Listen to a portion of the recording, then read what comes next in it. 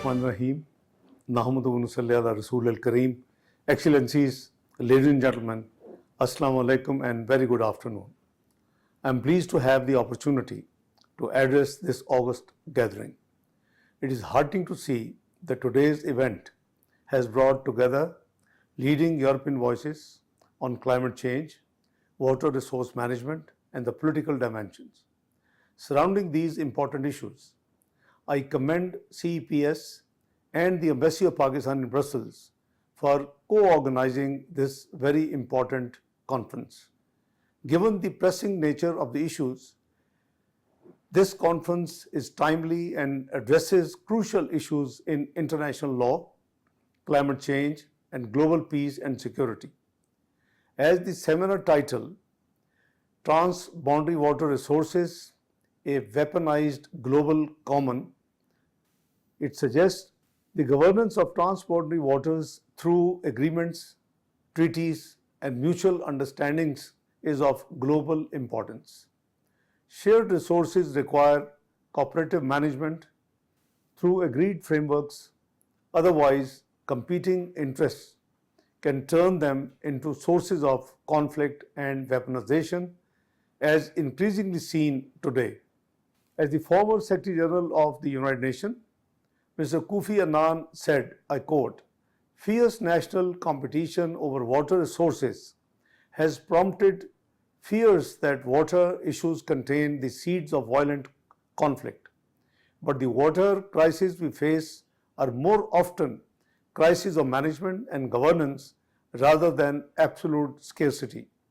Shared waters can be a pathway to peace and regional integration rather than a catalyst for war," unquote. The very fact that we need to have this discussion in this day and age is in itself dismaying. It serves as a reminder that peaceful coexistence cannot be taken for granted. It must be sustained through respect for the treaties, agreements, and multilateral frameworks that enable states to manage differences through cooperation rather than confrontation. Excellencies, ladies and gentlemen, Pakistan has consistently upheld the values enshrined in the UN Charter and has remained committed to its principles and relevant United Nations resolutions. It was in this spirit that Pakistan signed the Indus Water Treaty with India in 1960, establishing a framework for the utilization of the 6 rivers of the Indus River system. The treaty envisages the peaceful resolution of disputes within its own framework. It is a testament to the enduring quality of the treaty that it survived 3 major conflicts and several other challenges over the decades. Excellencies, ladies and gentlemen, it is important to acknowledge that Pakistan has previously voiced concerns over certain actions by India under the treaty. Consistent with the treaty's provisions, we sought settlement through international mechanisms and respected decisions even they fell short of our expectations. At no stage was the outright unilateral abrogation of the treaty considered a viable course of action by either side. Responsible states act within established legal frameworks rather than abandoning these. And yet today, we find ourselves confronted with precisely such a challenge. It is important to underscore that our concerns are not merely based on Indian statements. India has followed up its belligerent statements with illegal actions. These include projects to create reservoirs such as Sawalkot, Kithia, Kawar, etc., the expansion of existing structures such as Baglayar and Salal, and most alarmingly, diversion projects on the Indus, Chenab and Ravi rivers. In total, at least 17 such projects that will drastically alter the river system as a whole, giving India the tools for hydro hegemony that it so desires. Ladies and gentlemen, as you will appreciate, river systems are not merely waterways, they are lifelines. They carry profound historical significance and serve as immediate sources of sustenance and survival. One of the world's oldest continuous human civilizations, the Indus Valley Civilization, which subsequently nurtured the Gandhara civilization and gave rise to numerous cultural and historical developments, faces an unprecedented threat today. The stated policy of our eastern neighbor to intentionally deprive 240 million people of their rightful access to water represents a catastrophe in the making of unparalleled magnitude.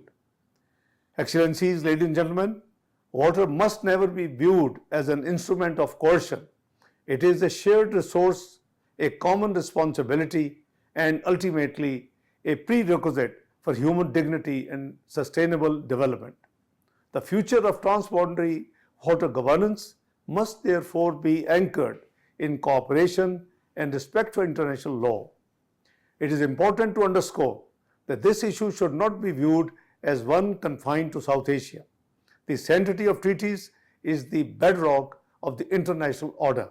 Europe itself offers compelling examples of how the faithful implementation of transboundary water agreements has enabled states to share water resources cooperatively and to promote regional stability and prosperity. Respect for treaty obligations is therefore not merely a regional concern, but a global imperative. Pakistan remains committed to resolving all issues through dialogue, diplomacy, and the mechanism provided under international law. Our position is guided not by confrontation, but by the conviction that lasting solutions can only emerge through cooperation and respect for mutually agreed obligations. Furthermore, Pakistan finds itself confronting this challenge at a time when it is already disproportionately affected by the climate change. Despite contributing less than 1% of the global greenhouse gas emissions, Pakistan remains among the most climate vulnerable countries in the world. This is a moment that calls for enhanced international cooperation and collaboration on water-related issues. I hope that today's discussions will underscore the importance of cooperation in the management of transboundary water resources, using the Indus Waters Treaty as a case study, while also examining other regions and river systems that may offer valuable lessons and insights. Let us reaffirm today that shared waters should unite nations rather than divide them, and that cooperation, not coercion, must remain the guiding principle of transboundary water governance. I thank you all for your participation in these important discussions. Good afternoon and fi amanillah. Thank you.